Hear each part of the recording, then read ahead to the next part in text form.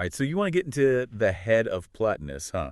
And coming at it from like a philosopher's perspective. Yeah. Okay, yeah, great. Let's do it. We're going deep on this one, folks, a deep dive into Neoplatonism. You ready? Yeah, what's really interesting about Plotinus, especially for those with a philosophy background, is that he's not just like repeating Plato. He's got this whole complex metaphysical system going on. Sure, he's pulling from Plato, but also Aristotle, the Stoics, and even some of those more, less mainstream schools of thought like the Like Neo-Pythagoreans. he's taking all these different philosophical ideas and weaving them into some huge tapestry. I like that. So, okay, Plotinus, he lived and taught in Rome during the 3rd century CE, and we're focusing on his main work, the Enneads. That's a collection of 6 sets of 9 treatises, hence the name, Enneads. So, what's our plan of attack today? Where do we even begin with something like this? Well, I think we can approach Plotinus's key ideas as like a philosophical climb. We'll start with the base camp, his view on the sensible world, the world we experience through our senses. Then we'll ascend through his metaphysical hierarchy, the soul, the intellect, and ultimately reach the summit, the peak of his system, the one or the good. All right, sounds like a plan. But before we even get to that, something's always kind of bugged me about Plotinus. He never actually names his sources directly in the Enneads. It's like he's trying to make us decode a philosophical puzzle.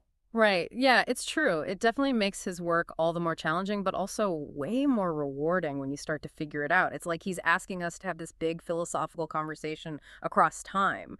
But we do know from careful analysis that he's going head to head with some big philosophical debates, mainly with Plato and Aristotle, but also with Stoics and Gnostics. So let's jump into Plotinus's take on this sensible world then. Seems like he kicks things off with this pretty familiar concept, matter and form. Yeah, at first glance, it might seem like he's just like echoing Aristotle. He talks about matter and form being the building blocks of bodies. But there's this big difference in how he understands matter. Matter for Plotinus is totally formless, completely passive. It's kind of like a blank canvas.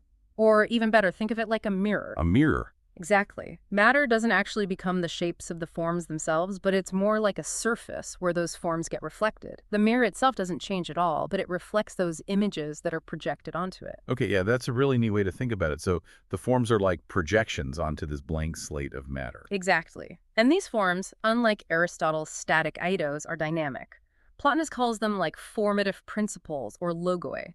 Think of them as sets of characteristics that define a body's identity. And here's where we see that Plotinus isn't just like regurgitating Aristotle. For him, these logois aren't like the end-all be-all source of the forms we see in the world around us, the sensible world. Hold on, wait, you're saying there's even more to this. Where do these logos even come from in the first place? That's where Plotinus's hardcore Platonist roots really come out. You remember Plato's theory of forms, right? Plotinus buys into those true, intelligible forms that exist in this higher realm, the realm of the intellect, the logoi that shape the sensible world.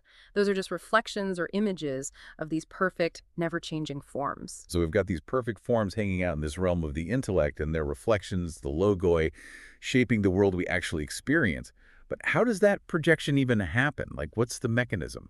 The soul. The soul's the key here. For Plotinus, the soul is like this go-between, mediating between the intelligible realm, the world of the forms, and then the sensible world. It contemplates the forms, understands their essence, and then projects them onto matter. So the soul is basically shaping the sensible world based on what it sees in the intellect. So the soul's like some kind of cosmic artist, using the forms for inspiration to create our world. That's a great way to think about it. And driving this whole creative process is a principle Plotinus calls nature.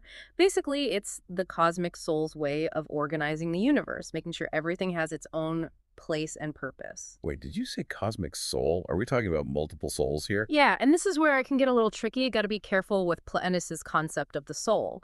He distinguishes between individual souls, the ones animating our bodies and all, and then this big cosmic soul, the one governing the entire universe. And this isn't just some random collection of souls, no. Plotinus talks about a single hypostasis of soul. Okay, hold up now. Hypostasis. That's a word that packs a punch in philosophy.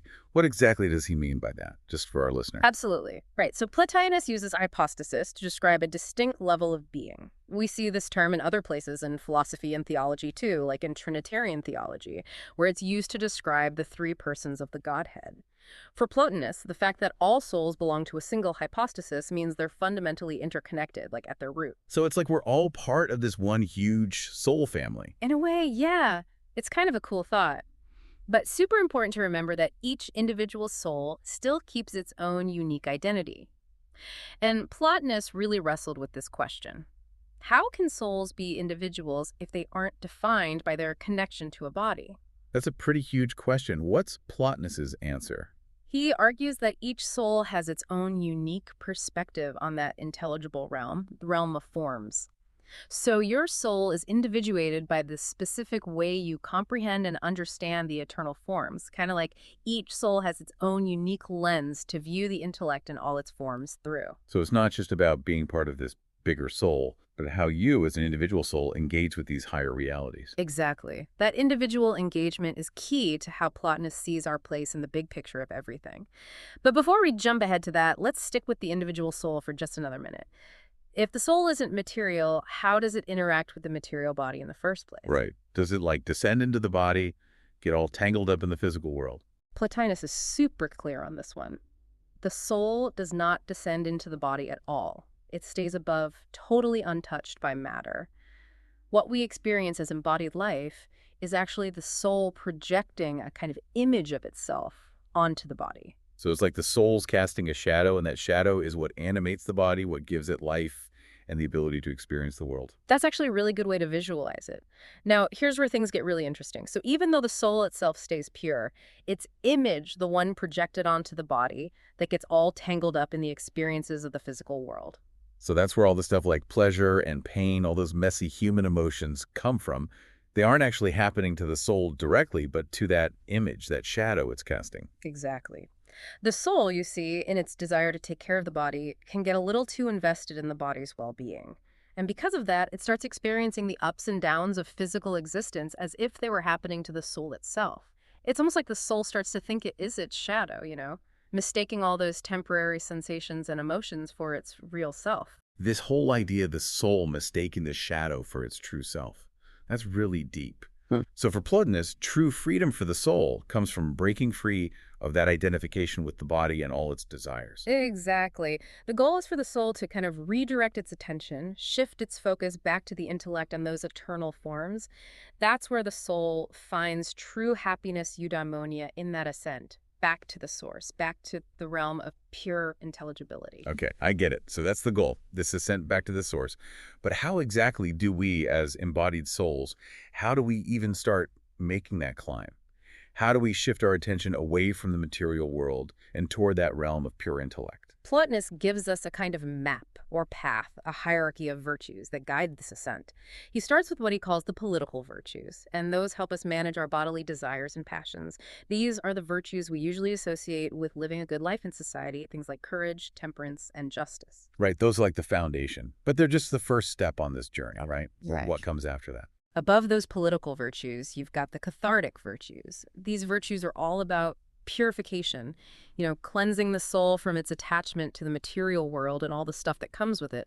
Think of them like practices that help us detach from the things that keep us tied to the physical realm. So practices like meditation, contemplation, maybe even some forms of asceticism? Exactly. Practices that help us look inward, to focus on the soul itself and its capacity for those higher levels of thought. And as we purify the soul, as we detach from the material, we become ready for the final set of virtues.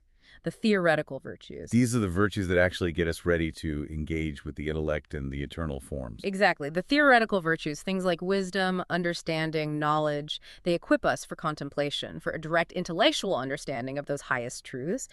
And it's through this contemplation, through this intellectual union with the intellect, that the soul experiences true knowledge, a deep sense of unity, and ultimately even a taste of that blissful union with the One.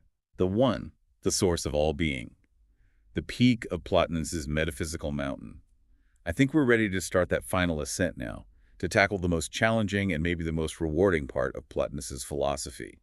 But as you said before, this is where things get really mind-bending. Yeah, it does get intense. Even Plotinus himself admits that the One is ultimately beyond what we can fully grasp. It's so utterly simple, so transcendent, that it basically defies any attempt to capture it with words or thoughts. I'm getting this feeling of a paradox here. if the one is beyond our thoughts and language, how can we even talk about it? How did Plotinus even approach this seemingly impossible task? He relied on a method of negation, so he described the one by talking about what it is not. It's a strategy that's used in other mystical traditions too, approaching ultimate reality by a process of elimination. So like chipping away at all the limitations of our language and concepts to try and get a glimpse, even if it's imperfect, of what lies beyond. Right. For example, Plotinus argues that since the one is the source of all things, it must logically come before everything else. It can't be dependent on anything for its own existence, and since it's completely simple and totally unified, it can't have any parts or divisions. So that means no word, no attribute, no concept that we can come up with can really be applied to it accurately. So we're stuck with this frustrating but really interesting situation where we're trying to understand the source of everything, like the very ground of being, and all we can really say is what it is not. Frustrating, definitely. But it also points to something really profound. This frustration, our inability to grasp the one using our usual ways of thinking, it actually shows us that we're dealing with something that truly transcends our limited human understanding. It's like hitting the limits of thought itself. Okay, so we can't really think about the one, but can we at least experience it? Does Plotinus offer some way, some method for actually encountering this ultimate source? He does. And this is where Plotinus's philosophy goes beyond pure metaphysics and into the world of mystical experience. He talks about a kind of mystical union, a direct, experiential contact with the one that goes beyond both language and thought. It's this state of ecstatic bliss, a total merging with the source of all being, a moment where all those divisions between subject and object just dissolve, and the soul experiences its ultimate unity with the one. So it's not about some abstract conceptual understanding, but a direct, unmediated experience, something kind of like a spiritual awakening, a deep encounter with the divine. Yeah, that's a good way to put it. Although, like always with Plotinus, we have to be careful with our language. Remember, the one is beyond all categories, even the category of being itself. So while we might use words like divine or spiritual to try and grasp this experience, Plotinus would probably tell us not to limit the one to any concept like that. I see what you mean. Even our attempts to label this experience already fall short of what they're trying to describe. So for Plotinus, all this discussion about matter and form, the soul, the intellect, it's all ultimately pointing toward this mystical union with the one. Exactly. Think of it like this huge philosophical and spiritual journey, a journey back to the source. Every step we take, every concept we wrestle with, every insight we gain, all of it brings us closer to understanding and eventually experiencing this deep, mysterious source of all reality. It's a really amazing vision, this whole cosmos flowing out of a single transcendent source. But if the one is the source of everything, how can it also be completely separate from, beyond all that it creates? How does Plotinus reconcile this apparent paradox? That's a question that goes right to the core of Plotinus' system. And it's a question that'll lead us to the very heart of his concept of emanation, a concept that tries to bridge that gap between the one's absolute transcendence and its role as the creative source of everything that exists. But I think we've covered a lot of ground already. Maybe let's take a second to absorb all of this, and then we can dive into Plotinus's answer to this central philosophical challenge. All right, yeah, I think I've had a minute to sort of let all this sink in. We've gone from the material world up through the soul and intellect, and now we're here at this ultimate mystery. The source of everything, but somehow still beyond it all. It's a lot to take in. So how does Plotinus even resolve this? How can the one be both the origin of all things and yet transcend its creation? Right, so this is where Plotinus's idea of emanation really comes in, and it's a concept that's really going to push us to think in some pretty counterintuitive ways.